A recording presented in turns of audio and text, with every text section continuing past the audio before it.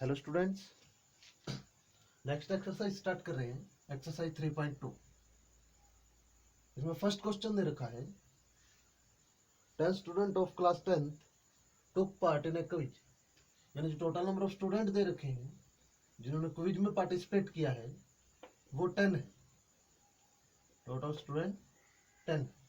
Second line में क्या कहता है, if the number of girls, जो गर्ल्स हैं वो क्या कहता है, number of girls is 4 more than the boys, यानी 4 more than the boys.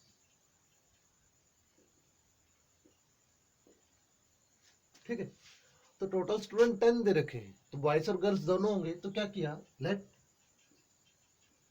Number of boys equal to x ले लिए, और इस तरह number of girls equal to y. अगर बॉयज और गर्ल्स को ऐड कर दोगे तो टोटल स्टूडेंट आ जाएंगे। तो फर्स्ट इक्वेशन बनेगी x plus y equal to 10। Second क्या कहता है, जो गर्ल्स है वो 4 मोर देन द बॉयज। अब गर्ल्स कितनी है, वाई। इसके बारे में क्या कहता है, ये बॉयज से 4 ज्यादा है, तो बॉयज कितने हैं, एक्स, और इनसे 4 मोर है तो एक्स प्लस 4। ये जो इक्वेशन लिखी ये 1 हो जाएगी, ये इक्वेशन 2 हो जाएगी। इस क्वेश्चन में क्या कहते हैं, नंबर ऑफ बॉयज और number of girls find out करने हैं। तो अब जो इक्वेशन 2 है इसमें y की वैल्यू x प्लस 4 है, तो इस y की जगह इक्वेशन 1 में ये x प्लस 4 पुट कर दें। तो फ्रॉम इक्वेशन 1 एंड 2, अब equation 1 x plus y equal to 10 है और 2 x plus y equal to x plus 4 है, तो y की जगह ये वैल्यू पुट कर दें। तो x as it is plus y की जगह x प्लस 4 इक्वल टू 10। अब x और x को ऐड करोगे 2x इक्वल टू 10, ये प्लस का 4 इधर आके माइनस का, तो 2x इक्वल टू 6, और यहां से अगर x की वैल्यू निकालोगे तो ये 3 है, यानी x इक्वल टू 3 है, यानी नंबर ऑफ बॉयज जो है वो 3 आ जाएगी। अब ये x की वैल्यू इक्वेशन 2 में पुट कर दो, तो इक्वेशन 2 से क्या आएगा, y equal to x plus 4 है, तो x की जगह 3 प्लस 4 यानी y इक्वल टू 7। तो जो नंबर ऑफ गर्ल्स आएंगी वो 7। तो लास्ट में लिख दोगे number of boys equal to 3 and number of girls equal to 7। ये फर्स्ट क्वेश्चन का first part.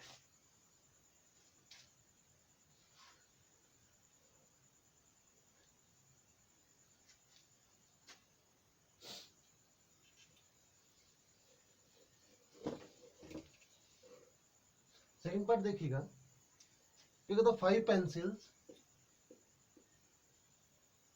And 7 pens,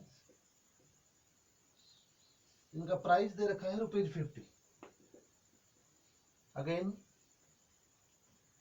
7 pencils and 5 pens, इनका प्राइस दे रखा है 40। क्योंकि तो find the price of 1 pencil and 1 pen, तो वही let price of 1 pencil equal to x rupees and price of 1 pen equal to y rupees. अब first line में कहता है 5 पेंसिल और 7 पेन्स है, तो अगर एक पेंसिल 1 पेंसिल x की है तो 5x, और 1 पेन y रुपीज का है तो 7 पेन 7y, दोनों का इकट्ठा जो प्राइस दे रखा है वो ₹50। सेकंड 7 पेंसिल है तो 1 पेंसिल x की तो ये 7x आएगा। उसके बाद 5 पेन्स यानी 1 पेन y का है तो 5y के, दोनों का जो प्राइस दे रखा है वो 48। तो ये दो इक्वेशन यहां बने। अब यहां से एक पेन और एक पेंसिल का प्राइस फाइंड आउट करना है, तो क्या करोगे, यहाँ पे ये जो दोनों इक्वेशन बनी इन दोनों को सोल्व करना है। अब क्या करोगे, या तो इक्वेशन 1 में और 2 में या तो दोनों x इक्वल कर दो या दोनों y इक्वल कर दो। ठीक है, अब क्या करेंगे, यहाँ पे multiply equation 1 by multiply equation 1 by 7 and equation 2 by 5। अब अगर इक्वेशन 1 को 7 से मल्टीप्लाई करोगे तो 5x को 7 से मल्टीप्लाई करोगे 35x आएगा, प्लस इस 7y को 7 से मल्टीप्लाई करोगे तो 49y इक्वल टू इस 50 को 7 से करोगे तो 350। ठीक, यानी सारे इक्वेशन को इस नंबर से मल्टीप्लाई करना। अब इक्वेशन 2 को 5 से मल्टीप्लाई कर रहे हैं, तो इसको 5 से करोगे 35x प्लस 5 को 5 से करोगे 25y इक्वल टू 48 को 5 से करोगे तो 4, ये 240 आए। ठीक, ये क्या है, या तो दोनों में x इक्वल कर लो या दोनों में y इक्वल कर लो। तो मल्टीप्लाई करने से दोनों के जो x के आगे वाले कोएफिशिएंट है ये दोनों इक्वल हो गए। ठीक है, इसके बाद क्या करना है, जो नंबर जो इक्वल किया है, जैसे यहाँ x इक्वल किया है तो इनके आगे साइन देखोगे क्या है, और अगर y को इक्वल कर रहे हो तो ये बीच वाला साइन देखेंगे क्या है। तो अब x इक्वल किया है तो दोनों जगह सेम साइन है, तो क्या करोगे, जब भी दोनों जगह सेम साइन दे रखा हो तो वहां सब्ट्रैक्ट करोगे एंड सब्ट्रैक्ट दे। ठीक, अगर साइन अलग अलग होता दोनों जगह, यानी एक जगह प्लस का साइन होता एक जगह माइनस का, तो यहाँ इन्हें ऐड कर देते। और अगर सेम साइन दे रखा हो, यानी या तो दोनों जगह प्लस हो या दोनों जगह माइनस, तब सब्ट्रैक्ट करो। तो सब्ट्रैक्ट करेंगे तो नीचे वाली जो इक्वेशन है इसका साइन चेंज हो जाएगा। यहाँ पहले प्लस का साइन था, माइनस हो जाएगा, ये भी माइनस और ये भी। अब 35x प्लस माइनस कैंसिल हो जाएगा। अब 49 प्लस का है, 25 माइनस का है, तो माइनस करोगे 24y आएगा इक्वल टू, इन दोनों को सोल्व करोगे तो 0 1 1, ये 110 आएगा।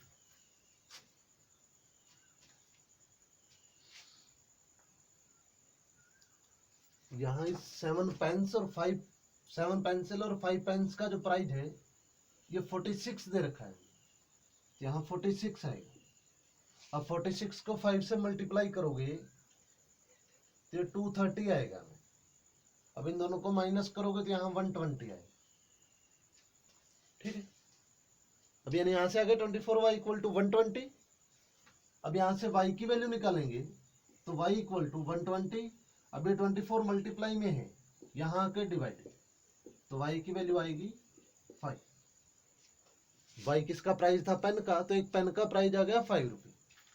अब इस y की वैल्यू को इन दोनों इक्वेशन में कहीं भी पुट करो, या तो इक्वेशन 1 में या इक्वेशन 2 में। तो इक्वेशन 1 में पुट कर रहे हैं फ्रॉम इक्वेशन 1, y की जगह 5 रखना है तो 5x as it is plus 7y है तो y की जगह 5 इक्वल टू 50। अब ये 5x प्लस 7 और 5 की मल्टीप्लाई करोगे 35 इक्वल टू 50। अब 5x ये 50 एज इट इज, ये प्लस का 35 इधर आके माइनस का, माइनस करोगे तो 50, तो x की वैल्यू ये 5 मल्टीप्लाई में इधर आके डिवाइड हो जाएगी, तो x की वैल्यू 3 आएगी। ठीक,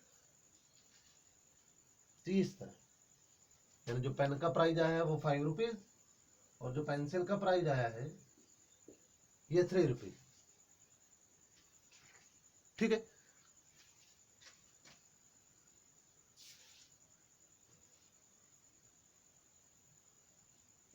ये फर्स्ट क्वेश्चन के दोनों पार्ट्स हैं। सेकंड क्वेश्चन में क्या कहता है, इसी तरह की दो लाइंस दे रखी है, दो इक्वेशन दे रखी हैं, वहां से चेक करना है कि ये इंटरसेक्टिंग है, पैरेलल लाइन है या कोइंसाइड।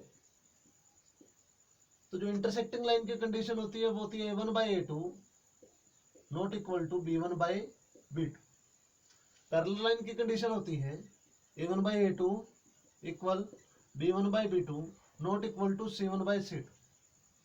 और थर्ड होता है कोइंसाइड लाइन में तीनों ही रेशो इक्वल होंगे।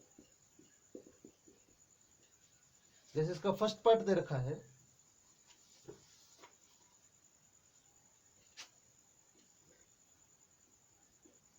(5x minus 4y plus 8 equal to 0।